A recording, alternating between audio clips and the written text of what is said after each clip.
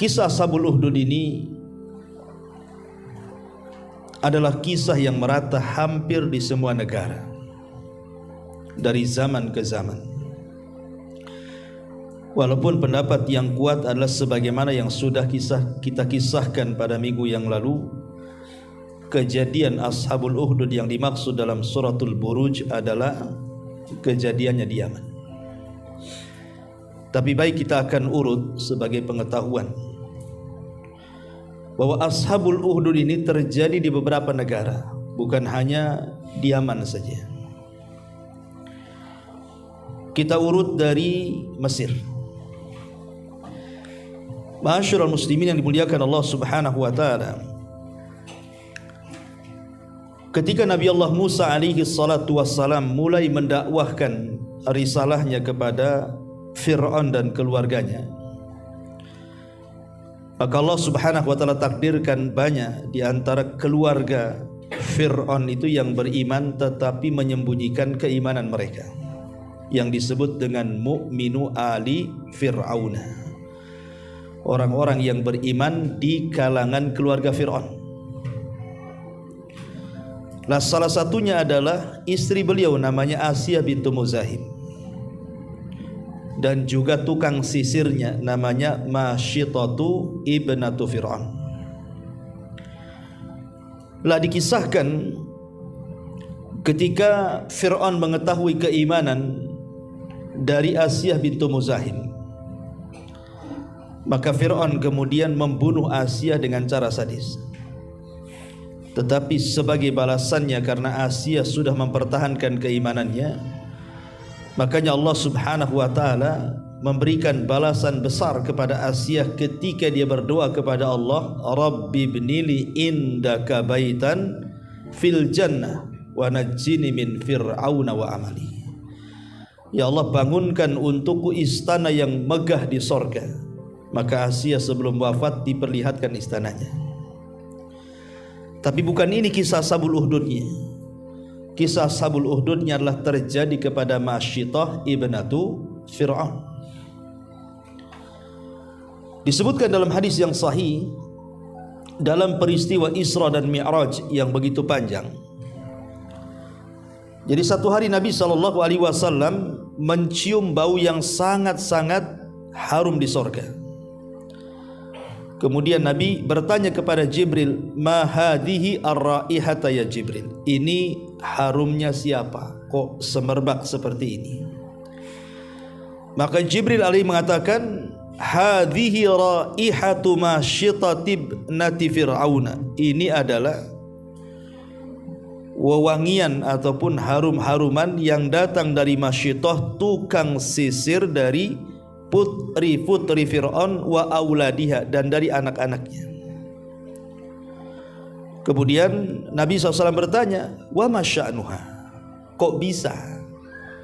Maka Jibril di sini menceritakan. Jadi saat Masyitah ini sedang menyisiri salah satu putri daripada Fir'aun, karena Fir'aun kan tidak punya anak laki-laki, semua anak Fir'aun itu perempuan.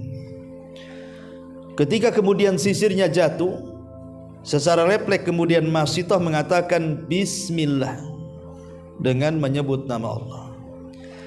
Lah putri Fir'aun ini heran, apakah yang dimaksud Allah itu maksudnya Fir'aun yang mengaku Tuhan? Sehingga dia bertanya, siapa Allah itu? Kenapa kau sebut-sebut? Maka kemudian Masyitah mengatakan, dia adalah Rabbi wa Rabbuka. Itu adalah Rabbku dan Rabbu, serta Rabb bapakmu dan Rabb seluruh manusia di alam semesta ini. Marahlah kemudian putri Fir'aun ini, kemudian melaporkan kepada ayahnya. Dari situlah kemudian Fir'aun bangkit, kemudian memanggil Masyitah, disuruh murtad, tidak mau.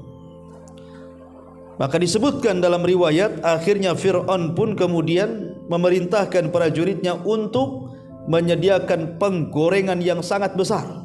Kemudian ditumpahkan zait minyak di situ sampai mendidih dan disaksikan manusia. Akhirnya kemudian supaya Masyitah ini luluh hatinya dan mau mengakui ketuhanan Fir'aun, Masyitah ini memiliki 4 putra. Karena dia seorang janda, punya 4 putra. Mulailah satu-satu putranya dimasukkan kepada penggorengan itu. Putranya ini tidak tahu menahu soal apa dosa mereka. Tapi itulah kebengisan Firaun. Satu-satu dimasukkan, tapi tidak menggemingkan keimanan Masyittah. Itu hebatnya. Masalahnya ketika putra beliau yang terakhir, yang masih bayi, yang masih dalam pelukan dia, itu diambil kemudian hendak dimasukkan, sempat bergetar keimanannya. Tetapi tiba-tiba di sini terjadi keajaiban, di mana putranya mengatakan, ya ummah, wahai ibuku, la takhafi, jangan takut, fa innaki alal haq, engkau di atas kebenaran. Maka ketika kemudian tiba-tiba disemangati oleh bayi yang bisa bicara itu, maka Masyittah pun mengikhlaskan bayinya, dilempar ke dalam penggorengan itu, dan belakangan dia pun dilempar juga di situ. Apa alasan Masyittah ini dilempar kepada penggorengan? Coba. Disitulah Allah mengatakan, wa ma naqamu minhum illa an yu'minu billahil azizil hamid. Tidaklah mereka menyiksa orang-orang yang beriman, dikarenakan orang-orang yang beriman itu beriman kepada Allah subhanahu wa ta'ala, hanya mempertahankan keimanan mereka sampai kemudian menjadi korban pembakaran. Ini kisah Ashabul Ukhdud yang pertama. Kemudian kisah Ashabul Ukhdud yang kedua, ini di Mesir. Kita pindah dari Mesir ke Irak. Ma'asyiral muslimin yang dimuliakan Allah Azza wa Jalla, di Irak terkenal kisah Ashabul Ukhdud adalah pembakaran siapa? Nabi Allah Ibrahim. Nabi Ibrahim alaihi salatu wassalam yang disebutkan dalam surah Al-Anbiya ayat 68 sampai 70. Allah Subhanahu wa taala berfirman, qalu harrikuhu wansuru alihatakum in kuntum fa'ilin. Mereka, para pejabat-pejabat Namrud, mengatakan, bakarlah Ibrahim, tolonglah Tuhan-Tuhan kalian jika kalian memang membelanya. Akhirnya kemudian kisahnya seperti ini sebenarnya. Jadi Nabi Ibrahim alaihi salatu wassalam itu, satu hari kerajaan mengadakan pesta negara, kayak Agustusan lah di zaman sekarang ini. Semua rakyat harus hadir di tanah lapang yang ditentukan oleh Namrud itu. Semua keluar, termasuk keluarga Ibrahim Azar. Lah Azar ini meminta Ibrahim untuk ikut serta dalam perayaan itu. Tetapi Ibrahim berpura-pura sakit dan mengatakan, inni sakim, saya sedang sakit. Inilah dusta pertama Ibrahim. Dia berdusta kepada ayahnya padahal dia sehat, tapi karena dia ada rencana lain sehingga dia berpura-pura sakit dan mengatakan inni sakim, saya sedang sakit. Akhirnya keluarganya berangkat sendiri, Ibrahim sendirian di rumahnya. Rupanya dia sudah mempersiapkan senjata palu, masuk ke dalam istana. Disitulah kemudian dia hancurkan banyak patung di dalam istana itu. Sampai-sampai akhirnya ketika selesai perayaan itu, dikagetkanlah para pembesar Namrud itu karena Tuhan-Tuhannya bergelimpangan, hancur lebur. Sehingga kemudian mereka pun berusaha mencari siapa yang menghancurkan itu. Belakangan ketahuan Ibrahimlah pelakunya. Ditangkap Ibrahim, kemudian diadili. Kemudian mereka pun bertanya, a anta fa'alta bi alihatina ya Ibrahim, engkau ya yang melakukan ini? Kata Ibrahim, tidak, bal fa'alahu kabiruhum hadha, itulah patung yang paling besar yang melakukannya. Karena palunya ada di leher dia, kan itu. Sebenarnya Ibrahim ingin memberikan pemahaman tentang tauhid, karena bukan masalah hancur menghancurkan patung. Karena patung dihancurkan besok dibuat lagi, dihancurkan dibuat lagi. Buat apa seperti itu dakwah? Karena membuat patung bukan perkara sulit, kan mudah, besok hancur dibuat lagi. Tapi Ibrahim itu kan ingin mengirim semacam SMS message ke kaumnya Namrud itu, bahwa berhala yang mereka sembah itu tidak bisa menolong mereka sendiri, apalagi menolong kalian. Buktinya dihancurkan pun diam saja. Makanya Ibrahim sempat mengatakan kepada kaumnya dan mengatakan, fas'aluhu in kanu yantikun, kalau memang aku yang bersalah yang menghancurkan patung-patung itu, tanya kepada mereka kalau mereka bisa bicara. Mereka mengatakan, ya sudah tahu mereka tak bisa bicara. Lah kalau sudah tahu mereka tak bisa bicara, kenapa kalian sembah gitu maksudnya? Ketika mereka sudah tidak bisa berhujah di hadapan Ibrahim, Dari situlah kemudian mereka pun mengatakan, qalu harrikuhu wansuru alihatakum. Tangkap, bakar Ibrahim, bela Tuhan-Tuhan kalian. Kemudian akhirnya Namrud pun meminta kepada seluruh rakyat Babylon untuk mengumpulkan kayu bakar. Bayangkan, semua rakyat Babylon semangat karena keyakinan mereka yang sangat kuat dengan Namrud, sehingga satu di antara mereka, kalau ada ibu-ibu ini sedang hamil, kemudian mereka pun bernazar, ya Allah, kalau seandainya bayiku lahir, maka bayiku aku nazarkan supaya ikut membesarkan api untuk membakar Ibrahim. Jadi sampai ibu-ibunya nazar itu, supaya kalau lahir anaknya, anaknya juga ikut niup-niup api itu, biar besar apinya. Sampai seperti itu, ya. Akhirnya kemudian bukan hanya itu saja, bahkan ada binatang namanya wazag. Wazag itu bukan cicak, ya, toke, ya. Disebutkan dalam hadis Ummu Syarik yang dikeluarkan Imam Bukhari, anna Nabiy sallallahu alaihi wasallam amara bi qatli wazag. Nabi sallallahu alaihi wasallam memerintahkan untuk membunuh wazag. Wazag itu ya cicak besar lah. Kalau saya lihat di kamus-kamus, gambar wazag itu bukan cicak, bukan, tapi toke gitu kalau dia bunyi kan. Nanti dihitung tuh berapa, 1, 2, 3, ngitung kancing ya. Kalau 7 kali, besok dagang nih, berhasil nih. Kalau kurang dari 7, berarti ganjil, ini besok gak usah dagang katanya. Ada orang jadikan suara toke itu dijadikan untung-buntung gitu kan. Jadi Nabi SAW memerintahkan untuk membunuh toke. Kenapa alasannya? Kana yanfuhu ala Ibrahim alaihi salam. Dahulu toke itu ikut membantu meniup-niupkan api untuk membakar Ibrahim. Dari sini ma'asyiral muslimin yang dimuliakan Allah Subhanahu wa taala, para ulama ada yang mengatakan, ya, tentang hukum membunuh toke itu sunnah hukumnya.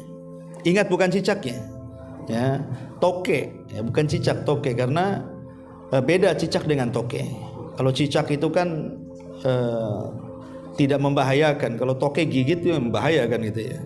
Karena saya lihat di kamus-kamus itu gambarnya bukan cicak tapi toke, wazag gitu, ya.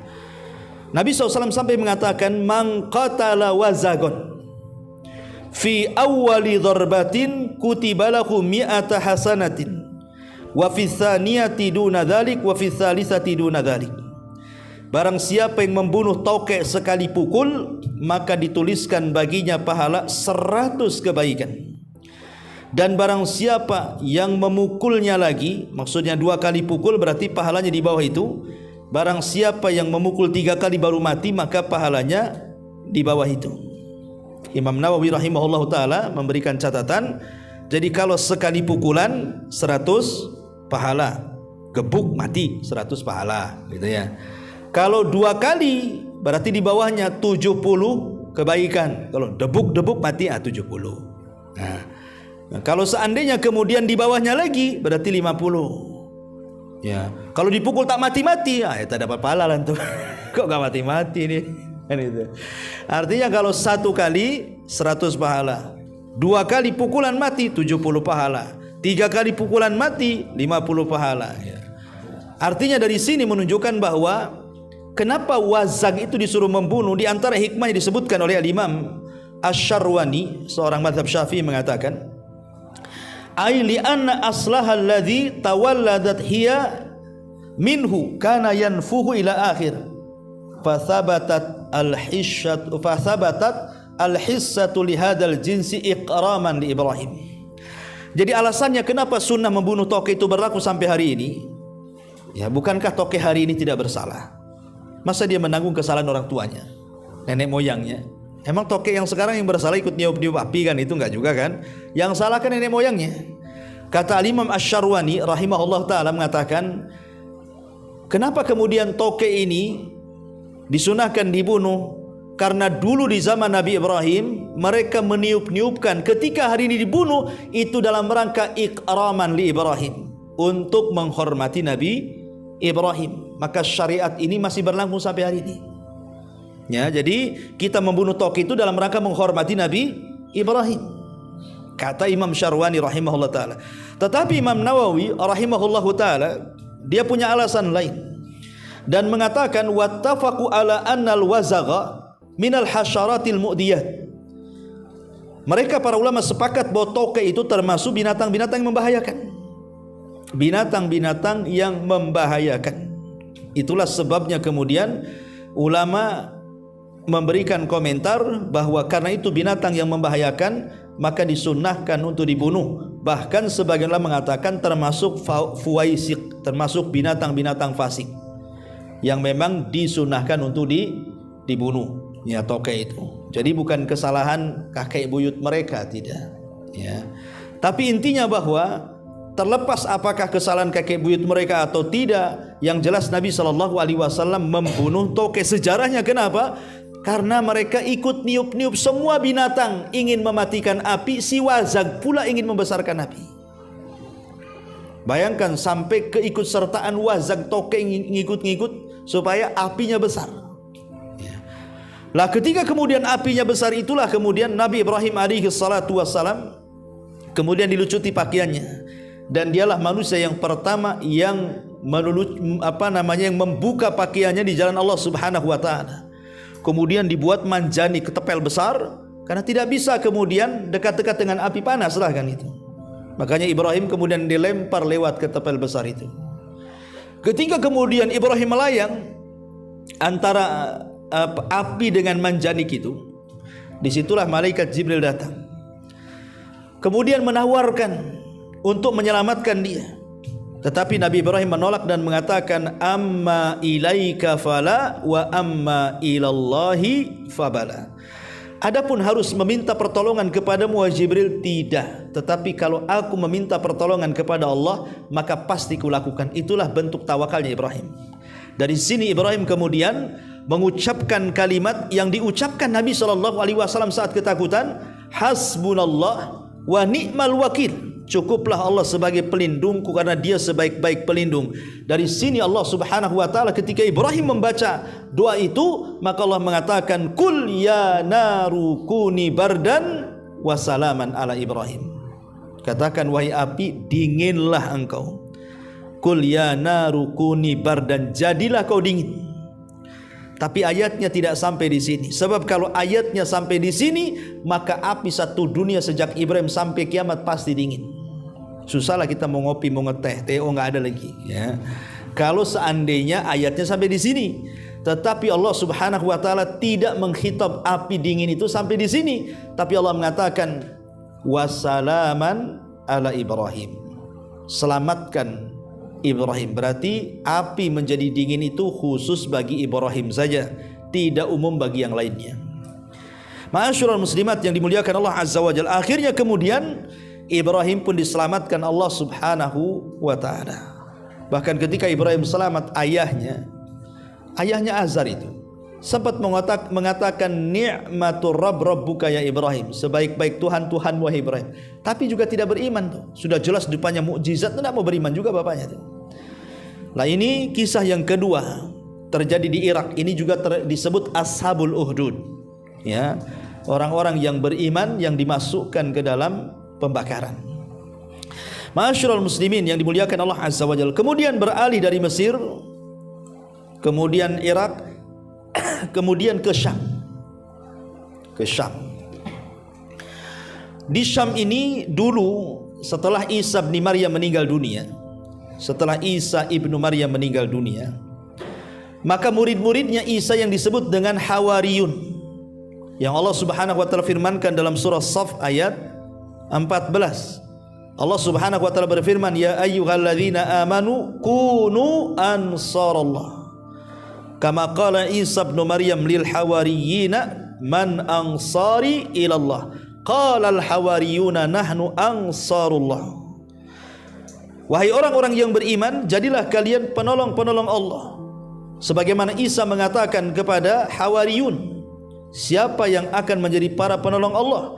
Maka orang-orang Hawariyun mengatakan, kami yang akan menolong Allah. Jadi setelah wafatnya Isa bin Maryam, orang-orang Hawariyun ini kan dikejar-kejar oleh Raja Zalim. murid-muridnya Isa ini. Setelah Isa diangkat ke langit, maka kemudian orang Hawarin terpecah menjadi 3. Ada yang meninggalkan kota, lari jauh sejauh-jauhnya. Ada yang mereka masih syahid dibunuh oleh kerajaan zalim. Ada juga yang mereka sembunyi tetap di kota, tapi mereka tidak mendakwahkan karena takut. Lah ketika itu Allah takdirkan raja di saat itu tiba-tiba menjadi Nasrani. Jadi rajanya tiba-tiba memeluk agama Nasrani. Masalahnya raja ini kemudian dihasut untuk ekstrim terhadap pemahaman terhadap Isa bin Maryam dan mengatakan Isa itu anak Tuhan. Nah, itulah raja pertama yang mengatakan Isa itu ibnullah. Kemudian dia memaksa seluruh rakyatnya untuk mengatakan Isa itu anak Tuhan, kalau tidak dibakar. Maka kemudian terjadilah pembakaran dan kaedah Isa ibnullah menjadi kaedah orang-orang salib sampai hari ini. Ya kan?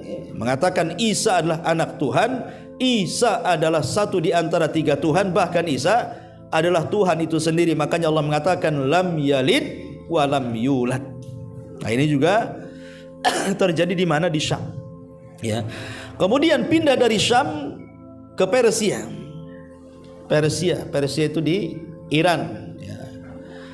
Jadi dahulu di Persia ada seorang raja menikah dengan salah satu dia kepincut dengan salah satu gadis. Ada seorang raja di Persia itu, dia suka dengan salah satu gadis karena kecantikannya. Masalahnya gadis itu masih ada hubungan mahram dengan sang raja itu, dan itu tidak dibolehkan. Ya. Tetapi karena sudah jatuh cinta raja ini kepada sang gadis tadi, akhirnya dia pun menikahinya, dan dia berjanji siapapun yang mencela dia, yang menghalang-halangi dia untuk menikah gadis itu, maka akan dibakar hidup-hidup. Akhirnya banyak orang-orang yang dibakar hidup-hidup sama raja itu. Setiap yang menentang dia maka akan dibakar. Walaupun ada yang mengatakan bahwa kisah ini terjadi di Babylon ketika saat Bukhtun Nasr berkuasa. Nah, tapi begitulah kemudian orang-orang yang dibakar dengan api itu karena keimanan mereka menentang kebatilan akan ada sepanjang zaman tuh. Ya. Dan yang terakhir tentu yang sudah saya ceritakan kepada antum, kisah yang ada di Yaman pada minggu kemarin yang dikisahkan tentang Ashabul Uhdud, tentang seorang raja yang zalim yang bernama Zunuwas membakar 20.000 orang-orang yang beriman yang ketika itu mereka memeluk agama Nasrani karena Islam belum datang kan. Ya, tetapi kemudian berakhir dengan penyerangan besar-besaran dari kerajaan Nasrani yang ada di Ethiopia. Kemudian terbunuhnya Bukhtun Nasr dan Yaman dikuasai oleh orang-orang Akhbas, orang-orang Ethiopia ketika itu, sampai datangnya Nabi SAW baru kemudian mereka terusir dari negeri Yaman. Ya, ma'asyiral muslimin yang dimuliakan Allah Subhanahu wa taala. Di sini Allah Subhanahu wa taala mengatakan qutila ashabul uhdud. Dilaknat ashabul uhdud. Ma'asyiral muslimin yang dimuliakan Allah Azza wa Jalla, orang-orang yang mengancam untuk membakar orang yang beriman dengan api itu akan terus ada. Bukan hanya 5 kisah saja yang sudah saya ceritakan, mulai dari Mesir, kemudian Irak, kemudian Syam, kemudian Persia, kemudian Yaman gitu ya. Tetapi sepanjang zaman akan ada orang seperti itu, dan nanti diakhiri dengan Dajjal. Karena Dajjal di akhir zaman itu akan membawa api dan juga air. Ya, jadi di sebelah kanannya api, sebelah kirinya air. Kemudian mengancam orang-orang yang tidak beriman dengan Dajjal. Tapi kata Nabi SAW, lemparkan kalian ke dalam api yang dibawa Dajjal, fa inna nar jannatuhu wal ma naruhu. Karena api yang dibawa Dajjal itu hakikatnya sorga, dan air yang dibawa Dajjal itu hakikatnya neraka. Kata Rasul, falian aanhu, pejamkan matamu, lemparkan dirimu ke dalam api itu, karena di balik api itu sorga dan di balik air itu neraka. Ya, jadi nanti di akhir zaman seperti itu Dajjal menyiksa orang. Dan kalau orang tidak tangguh keimanannya, pasti dia akan masuk ke dalam air kan gitu, yang hakikatnya neraka. Dan hanya sedikit yang masuk ke dalam api. Dan kenyataan hari ini banyak kaum muslimin yang disiksa dengan api kan. Ingat lihat dulu kisah berita yang ada di Burma. Orang-orang Rohingya kan gitu ya. Dibakar hidup-hidup. Ya. Yang belakangan sekarang ini yang lagi sentral-sentralnya kasus Palestina. Ya, mereka dibakar dengan cara apa? Dihujani bom. Bom itu kan api juga kan begitu ya. Sehingga dalam satu hari itu bisa ribuan orang mati itu. Apalagi sekarang kondisi Palestina memang luar biasa, sangat memprihatinkan kan. Kalau memang betul-betul kemudian mereka tidak bisa keluar dari situ karena kemudian diputus pasokan air, pasokan api, pasokan makanan, entah apa yang mereka lakukan. Boleh jadi mungkin sebagian mereka selamat dari bom, tapi belum tentu selamat dari kelaparan kan. Mereka selamat dari bombardir Israel, tapi apakah selamat dari kelaparan? Masyarul muslimin yang dimuliakan Allah Azza wa Jalla. Jadi akan terus ada orang-orang yang mereka akan mendapatkan kecaman ataupun siksaan dari orang-orang kafir terhadap orang-orang yang beriman. Karena Allah yang mengatakan wa ma naqamu minhum illa an yu'minu billahil azizil hamid. Dari sini faedahnya masyarul muslimin yang dimuliakan Allah Azza wa Jalla, bahkan bahwa siapapun yang berpegang dengan agama Allah, maka dia tidak akan lepas dari ujian-ujian berat. Nabi SAW mengatakan apa?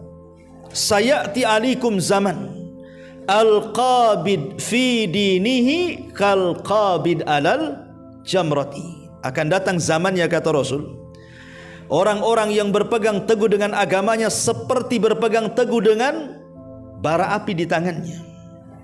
Sifat bara api ma'ruf sudah saya jelaskan. Antum saja tidak akan sanggup mengambil satu arang yang sedang dibakar. Berapa detik antum sanggup megang itu? Tidak akan sanggup. Karena kalau semakin dipegang semakin melepuh kulit kita, terbakar kulit kita.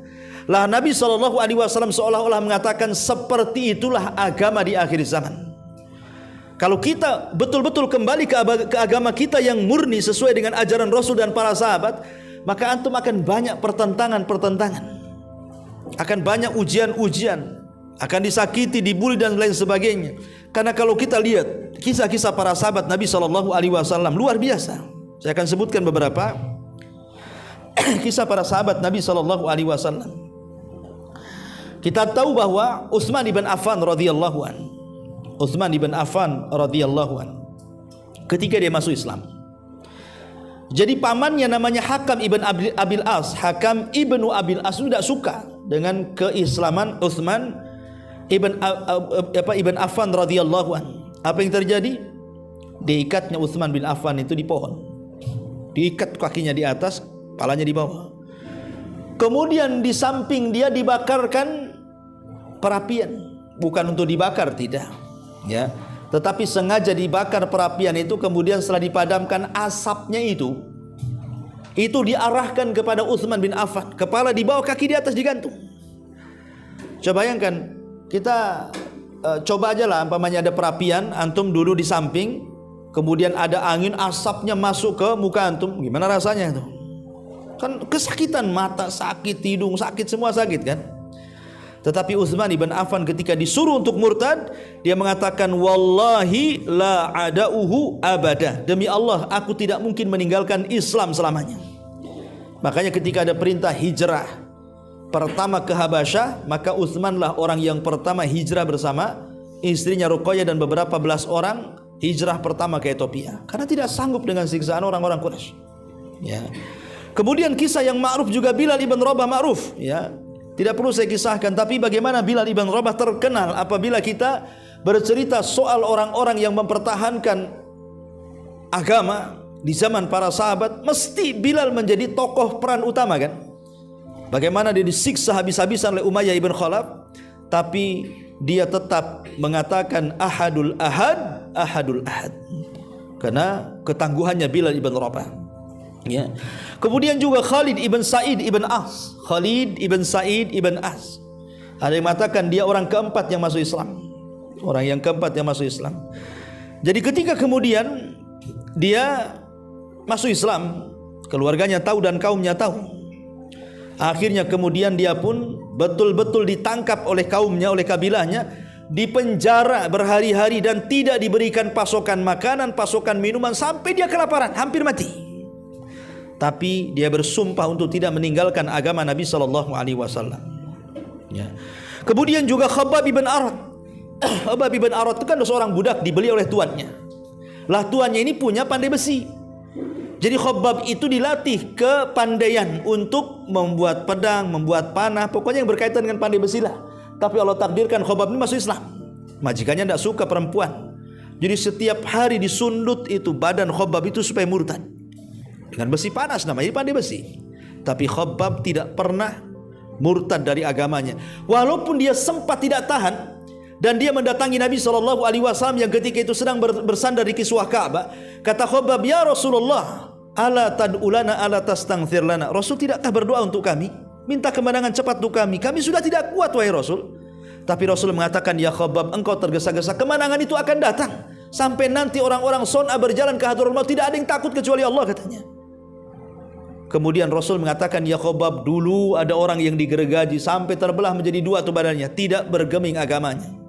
Dulu ada orang yang dikubur hidup-hidup, tidak bergeming dari agamanya. Dulu ada orang yang disisir dengan sisir besi sampai terkelupas daging dan tulangnya pun tidak meninggalkan agamanya. Engkau tergesa-gesa wahai Khabbab. Tenang, kemenangan itu akan ada." Ya, sampai seperti itu di zaman para sahabat Nabi SAW. Yang lebih parah lagi adalah keluarga siapa? Ammar ibn Yasir. Ibunya Sumayyah ditusuk tombak oleh Abu Jahal dari kemaluannya sampai ke jantungnya mati. Kemudian Yasir suaminya juga sama. Dan itu di hadapan Ammar ibn Yasir, kedua orang tuanya dibantai dengan habis-habisan di hadapan kedua matanya. Yasir ketika itu masih remaja. Ketakutan Yasir. Ammar ketakutan. Maka Abu Jahal mengatakan kepada Ammar ini, "Ya Ammar, kalau engkau ingin nasibnya sama dengan kedua orang tuamu, maka kami akan lakukan. Tapi kalau engkau memuji Lata dan Uzza dan mencaci maki Muhammad, kami akan lepas," katanya Abu Jahal. Dilematislah ini Ammar ibn Yasir ini. Satu sisi dia takut kematian, sisi lain dia akan disiksa dan dibunuh. Akhirnya terpaksa dia memuja-muji Lata dan Uzza dan mencaci maki Rasul. Maka ketika para sahabat mendengar, mereka mengatakan Ammar sudah hilang pahalanya, habitat amalu, karena dia sudah mencaci Nabi dan memuja-muja Lata dan Uzza. Akhirnya dia datang kepada Rasul dan mengatakan, "Ya Rasul, terpaksa aku mengucapkannya." Kemudian Rasul terdiam sampai turun ayat illa man ukriha wa qalbuhu mutmainnun bil iman, bahwa orang boleh mengucapkan kalimat kufur selama hatinya penuh dengan keimanan kalau memang dalam kondisi terdesak. Nah, Rasul mengatakan kepada Ammar, "Ya Ammar, kalau mereka menyuruh kamu untuk mencaci maki aku, caci terus aku supaya kau selamat," katanya. Ya. Lihat bagaimana Ammar ibn Yasir sehingga Rasul mengatakan, "Ya ala Yasir isbiru fa inna mau'idakumul jannah." Wahai keluarga Yasir, sabarlah karena tempat dudukmu adalah di sorga.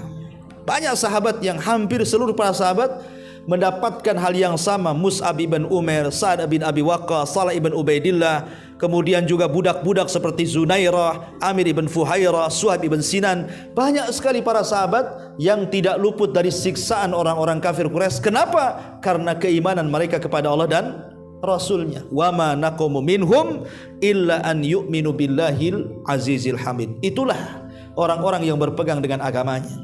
Maka dia akan berpegang seperti memegang bara api. Ma'asyiral muslimin yang dimuliakan Allah Azza wa Jalla. Tapi juga ada dari kalangan orang-orang yang beriman membakar dengan api. Seperti yang terjadi dengan siapa? Ali bin Abi Thalib. Ya. Ketika ada orang-orang yang terlalu ekstrim kepada Ali dan mengatakan Ali Tuhan, "Ya Ali antal ilah." "Hei Ali, engkau Tuhan," katanya. Ali marahlah. Masa dia dituhankan? Nah, makanya kemudian Ali radhiyallahu an sampai mengumandangkan satu buah syair. Ya, apa syairnya? Ya. Kata Ali radhiyallahu an dalam syairnya itu, mana saya sudah catat ya. Ma'asyiral muslimin yang dimuliakan Allah Subhanahu wa taala. Ya. Jadi Ali radhiyallahu an beliau sampai mengatakan, "Sungguh aku akan menyalakan api yang besar." Karena mereka terus-menerus mempertuhankan diriku. "Lamma ra'aitul amra amran munkaran auqadtu nar wa da'autukum bura." Dia mengatakan, ketika aku melihat perkara yang sangat mungkar, masa aku dituhankan? Maka aku pun kemudian membuat parit api yang sangat besar, ku masukkan orang-orang itu ke dalam parit api, katanya. Tetapi perkara ini kemudian diingkari oleh Abdullah bin Abbas dan mengatakan, ya Ali, wahai Amirul Mukminin, kalau aku di posisimu, aku tidak akan bakar mereka, aku akan penggal mereka, karena aku mendengar Nabi SAW bersabda, la yu'adzibu bin nar illa rabbun nar, tidak boleh mengazab manusia dengan api kecuali Rabb pemilik api. Ya, dan ketika Ali membaca surat dari Ibnu Abbas, dia mengatakan, shadaqa Ibnu Abbas, sungguh benar ucapan Ibnu Abbas. Nah, tetapi ini istiadatnya Ali radhiyallahu an, kan, membakar orang-orang yang mengkultuskan dirinya, mengatakan dia Tuhan. Tapi pembakaran Ali ini kepada orang-orang yang apa? Yang kufur. Ya, bukan orang-orang yang beriman. Ini kan orang-orang kufur, pantas mereka dapat hukuman, kan? Walaupun bukan istiadatnya salah, tapi diluruskan oleh Abdullah bin Abbas radhiyallahu anhu, kan begitu, bahwa kalau aku di posisimu, aku tidak akan bakar mereka, tapi aku akan penggal mereka sebagai hukuman man baddala dinah faqtuluh, siapapun yang mengganti agamanya bunuh. Tapi itu istiadatnya Ali radhiyallahu an, ya. Ma'asyiral muslimin yang dimuliakan Allah Subhanahu wa taala. Di sini kutila ashabul uhdud an-nari dzatil waqud idhum 'alaiha qu'ud. Binasalah orang-orang yang membuat parit api itu, yang mengumpulkan kayu kemudian membakarnya. Ketika itu mereka duduk di sekitarnya, wahum ala ma yaf'aluna bil mu'minina syuhud, sedang mereka menyaksikan apa yang mereka perbuat terhadap orang-orang yang beriman. Lihat, dari dulu orang kafir, mereka tidak punya rahmat. Bisa saja kan para pembesar Ashabul Uhdud ini, mereka tidak menyaksikan, bisa saja mereka mungkin suruh prajuritnya, tolong tuh yang kurang-kurang ajar itu bakar mereka. Mereka tidak usah menyaksikan, kan? Tapi mereka ingin menyaksikan juga. Para pembesarnya itu ingin menyaksikan bagaimana orang-orang yang beriman dimasukkan satu persatu ke dalam api. Menunjukkan apa? Sudah dicabutnya rahmat. Lihat orang-orang Israel hari ini, hilang rahmatnya, kan? Kalau mereka mau perang, perangilah itu para tentara Hamas itu. Kenapa mesti kemudian membunuh bayi-bayi yang tidak berdosa, orang-orang tua yang sepuh yang tidak tahu apa-apa, kadang-kadang yang menurut dunia internasional dilanggar, tidak boleh dilanggar, seperti umpamanya merusak fasilitas sekolah, rumah sakit dan begitu seterusnya. Mereka semuanya langgar. Kenapa? Wajar, karena orang kafir itu dicabut rahmat mereka, udah nggak punya rahmat lagi. Gak peduli, apalagi kemudian ada pernyataan bahwa mereka bukan sedang melawan manusia, mereka sedang melawan binatang. Dan kita tidak heran, karena dalam Talmud, bukan Taurat ya, Talmud itu bukan Taurat ya, Talmud itu kitab pegangan Zionis. Kalau Taurat itu pegangan Yahudi. Zionis dengan Yahudi beda, ya kan. Jadi dalam Talmud mereka memang seperti itu. Setetes mani yang keluar bukan dari rahimnya orang Yahudi, maka sama dengan maninya binatang. Sehingga kalau seandainya kemudian keluar kalimat-kalimat seperti itu, kita bukan sedang memerangi manusia, sedang memerangi binatang, ya wajar. Hilang rahmat mereka, tidak punya istilah kemanusiaan, nggak ada istilah-istilah kemanusiaan dari mereka. Ya, makanya kemudian sasaran mereka nggak peduli, mau mati, mau ini, mau apa, terserah, kan itu ya. Yang penting mereka akan membombardir selain daripada warga mereka sendiri. Ma'asyiral muslimin yang dimuliakan Allah Azza wa Jalla, itulah Quran sudah memberikan isyarat bahwa orang-orang kafir itu tidak punya rahmat. Percuma antum mengatakan kasihanlah orang-orang Israel. Kasihan gimana orang kafirnya nggak kasihan? Ya, kita hanya bisa mendoakan, ya kalau kita punya uang kita bisa bantu. Tapi apa daya kita di sini? Ya, kita hanya bisa mendoakan dengan kekuatan doa saja, supaya saudara-saudara kita di sana diberikan izzah, kemuliaan, dan bisa menjadi bangsa yang merdeka. Padahal Palestina itu, Israel itu semua tanah Palestina, ikhwan. Saya sudah jelaskan sejarah tentang Palestina, bahwa mereka itu para penjajah. Para penjajah. Ya, jadi mereka itu para pendatang. Itu pun Inggris yang membuat mereka punya negara di situ. Dulunya mana ada mereka keleleran di Eropa sana. Menunjukkan bahwa mereka itu para penjajah, sehingga wajar kalau umpamanya orang-orang Palestina itu berusaha mempertahankan tanah mereka. Dan orang yang mempertahankan tanah, ya harta dan begitu seterusnya, kalau mati syahid.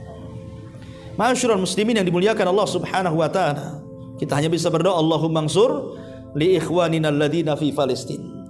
Di sini Allah mengatakan wahum ala ma yaf'aluna bil mu'minina syuhud. Sedang mereka menyaksikan apa yang mereka perbuat terhadap orang-orang yang beriman. Alasannya satu, wa ma naqamu minhum illa an yu'minu billahil azizil hamid.